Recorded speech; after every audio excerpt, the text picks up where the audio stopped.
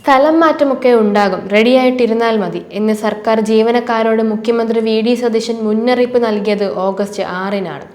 അത് കഴിഞ്ഞ് 4 ദിവസത്തിനിടെ സ്ഥലം മാറ്റത്തിന്റെ പേരിൽ 2 ജീവനക്കാരുടെ ജീവനുകൾ പൊലിഞ്ഞു. കാസർഗോഡ് കളക്ടറേറ്റിലെ endosulfan cell senior clerk A Ashalatha ജീവനൊടുക്കിയപ്പോൾ ചൊക്ലി ഗ്രാമപഞ്ചായത്തിലെ ഹെൽത്ത് ഇൻസ്പെക്ടർ ദീപലേഖ കുഴഞ്ഞു വീണ് മരിക്കുകയായിരുന്നു. രാഷ്ട്രീയ പകപോക്കലായുള്ള സ്ഥലം മാറ്റത്തിന്റെ ഇരകളാണിവർ. ഭരണമാറ്റം ഉണ്ടാകുമ്പോൾ നയപരമായും രാഷ്ട്രീയപരമായും അനുകൂലമായ രീതിയിലുള്ള ഔദ്യോഗിക ക്രമീകരണം ഉണ്ടാവുക എന്നത് സ്വാഭാവികമാണ്. പക്ഷേ ഇപ്പോൾ നടക്കുന്നത് അങ്ങനെ ഒരു പൊതുക്രമത്തിന്റെ ഭാഗമല്ലെന്ന് തെളിയിക്കുന്നതാണ് വിവിധ വകുപ്പുകളിലെ നടപടികൾ. അതിന്റെ ആദ്യ തെളിവ് UDF മന്ത്രിസഭ അധികാരമേൽക്കുന്നതിന് മുമ്പ് തന്നെ കോൺഗ്രസ് അനുകൂല സംഘടനകളുടെ സമ്മർദ്ദത്തിലൂടെ തുടങ്ങിയ അനധികൃത സ്ഥലം മാറ്റങ്ങൾ തന്നെയാണ്.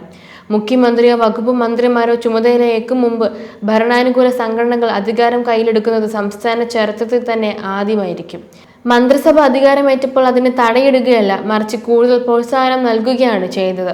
അതിന്റെ പ്രത്യക്ഷ പ്രകടനമാണ് കേരള ഫിനാൻസ് സെക്രട്ടേറിയറ്റ് അസോസിയേഷൻ വാർഷിക സമ്മേളനം ഉദ്ഘാടനം ചെയ്തുകൊണ്ട് മുഖ്യമന്ത്രി വി.ഡി. സതീശൻ നടത്തിയ താക്കീതും പരിഹാസവും. ഇപ്പോൾ ചില ആളുകൾ സമരം നടത്താൻ ഇറങ്ങിയിരിക്കുകയാണ്.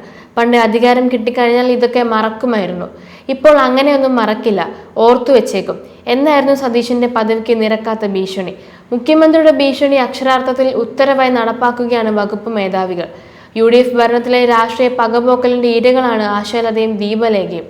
കളക്ടറേറ്റിലെ A.5 സെക്ഷനിലായിരുന്ന ആശാലതയെ പുതിയ സർക്കാർ ചുമതലയേൽക്കുന്നതിന് ഒരാഴ്ച മുമ്പ് മെയ് 12-നാണ് കളക്ടറേറ്റിലെ തന്നെ എൻഡോസൾഫാൻ സ്പെഷ്യൽ സെല്ലിലേക്ക് മാറ്റിയത്. ഇവരുൾപ്പെടെ 3 സീനിയർ ക്ലർക്കുമാരെയാണ് കളക്ടറുടെ ഉത്തരവ് പ്രകാരം മാറ്റിയത്. ഫെബ്രുവരിയിലാണ് ചൊക്ലി കുടുംബാരോഗ്യ കേന്ദ്രത്തിൽ ഹെൽത്ത് ഇൻസ്പെക്ടറായി ഓർക്കാട്ടറി സ്വദേശിനി ദീപലേഖ എത്തിയത്. മാർച്ചിൽ അപകടത്തിൽപ്പെട്ട് 3 മാസത്തിലധികം കിടപ്പിലായിരുന്നു. 3 ആഴ്ച മുമ്പ് ജോലിയിൽ തിരികെ എത്തിയെങ്കിലും നടക്കാൻ പറ്റാത്ത അവസ്ഥയിലായിരുന്നു. അതിനിടെ എത്തിയ പുതിയ സ്ഥലമാറ്റ ഉത്തരവിൽ മാനസിക സമ്മർദ്ദത്തിലായിരുന്നു അവർ. UDFന് അധികാരം കിട്ടിയതിന്റെ പിറ്റേന്ന് തന്നെ പല വകുപ്പുകളിലും സ്ഥലമാറ്റ പട്ടിക ഇറങ്ങിയിരുന്നു. ആരോഗ്യം, പൊതുവിദ്യാഭ്യാസം, റവന്യൂ, മൃഗസംരക്ഷണ വകുപ്പുകളിലാണ് സർക്കാർ എത്തുന്നതിന് മുമ്പ് തന്നെ പ്രതികാര നടപടികൾ ആരംഭിച്ചത്. ആരോഗ്യ വകുപ്പിൽ മാത്രം 1 മാസത്തിനിടെ 500ഓളം പേരെയാണ് ഇങ്ങനെ മാറ്റിയത്. മൃഗസംരക്ഷണ വകുപ്പ് ഡയറക്ടറേറ്റിലെ 4 ഉദ്യോഗസ്ഥരെ സ്ഥലം മാറ്റണമെന്നാവശ്യപ്പെട്ട് കോൺഗ്രസ് അനുകൂല സംഘടന KGOU നൽകിയ കത്ത് പുറത്തു വരുന്നത് മെയ് 11-നാണ്. 4 പേരുടെ സ്ഥലം ആവശ്യപ്പെട്ടുകൊണ്ടാണ് കത്ത് നൽകിയതും ഡയറക്ടറെ ഭീഷണിപ്പെടുത്തുകയും ചെയ്തത്. പക്ഷേ ഡയറക്ടർ KGOUവിന്റെ സമ്മർദ്ദത്തിന് വഴങ്ങാത്തതിനാൽ സ്ഥലം മാറ്റ ഉത്തരവ് അപ്പോൾ ഇറങ്ങിയില്ല. മണ്ണ് സംരക്ഷണ വകുപ്പിൽ സ്ഥലം മാറ്റാനുള്ളവരുടെ പട്ടിക ഉൾപ്പെടുത്തി കേരള NGO അസോസിയേഷൻ നൽകിയ കത്തും വകുപ്പ് മന്ത്രി ചുമതലയേൽക്കും മുമ്പ് പുറത്തു വന്നിരുന്നു. സ്ഥലം മാറ്റത്തിൽ ഉണ്ടാകുന്ന പരാതികൾ ഒഴിവാക്കാൻ ഓൺലൈനായാണ് കഴിഞ്ഞ LDF സർക്കാർ വാർഷിക സ്ഥലം മാറ്റം നടത്തിയിരുന്നത്. ഇതിനായി കുറ്റമറ്റ ഓൺലൈൻ സംവിധാനവും ഒരുക്കിയിരുന്നു.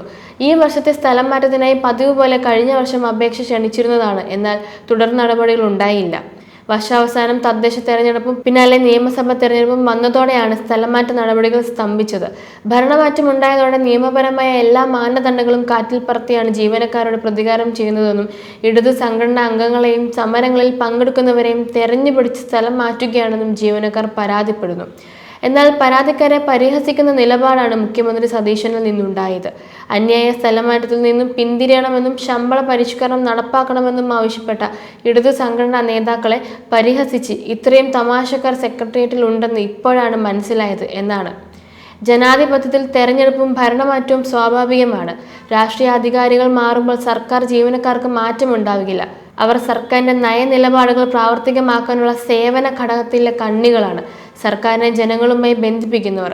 അവരെ പരിഹസിച്ചും ദ്രോഹിച്ചും ജീവൻ കവർന്നുമല്ല അധികാരത്തിന്റെ ഹുങ്ക് കാണിക്കേണ്ടത്.